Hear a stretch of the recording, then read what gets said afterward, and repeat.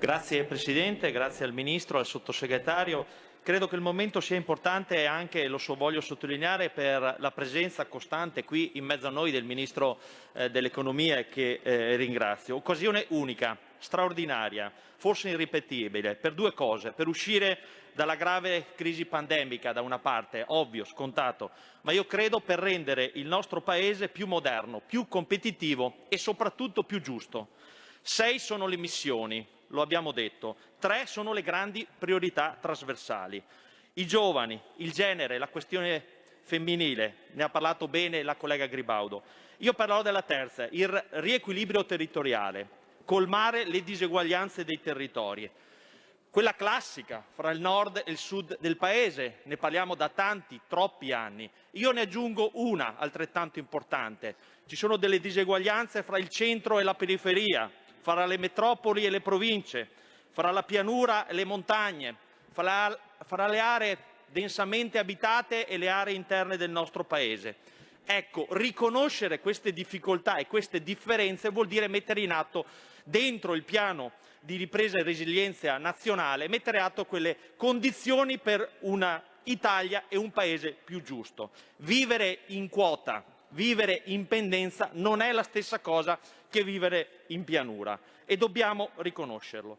La montagna, ringrazio per questo il relatore, entra in maniera importante anche nella relazione della Commissione Bilancio. Entra perché è un pezzo del motore di sviluppo del Paese. In montagna abbiamo un grande problema oggi, che è quello dell'abbandono, dello spopolamento. È un tema italiano la denatalità, ma nelle valli appenniniche, nelle valli alpine, il tema diventa ancora più drammatico, perché da un lato c'è la denatalità, dall'altro c'è il cosiddetto scivolamento a valle. Le persone naturalmente si spostano e vanno a vivere in pianura. Ecco, una montagna disabitata è una montagna che muore. Il piano può essere una straordinaria occasione di sviluppo. Il 55% del territorio italiano, lo sappiamo, è morfologicamente fatto così in Italia. E dobbiamo assolutamente mettere al centro questo tema, come lo sta facendo l'Europa, strutturando dei progetti piloti, perché l'ho già detto, la montagna è un tema trasversale rispetto alle azioni del PNR. Citerò alcune, per flash ovviamente: l'agenda digitale per la montagna, fondamentale l'aspetto della connettività dei territori delle aree più interne del Paese, e poi tutto il tema della sostenibilità e della rivoluzione verde. Ecco, la lotta al dissesto, le filiere turistiche sostenibili, la filiera del legno e delle foreste. Sono solo dei titoli, ma sono molto importanti, che possono mettere insieme la sostenibilità ambientale e la crescita economica di quei territori.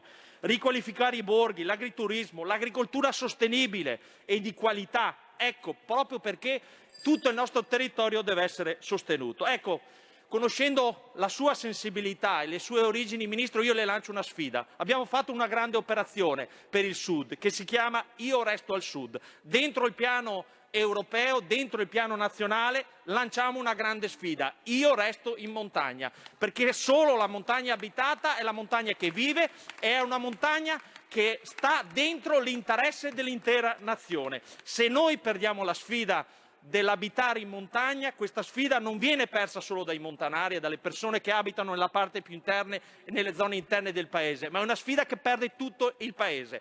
È una sfida che ha all'interno anche una grande possibilità di rilancio economico del nostro Paese. Pensiamo solo a un grande comparto, il turismo sostenibile. Ecco, in questa sfida c'è un pezzo del rilancio del nostro Paese, ma sono sicuro che insieme Parlamento e Governo possiamo assolutamente vincerla. Grazie.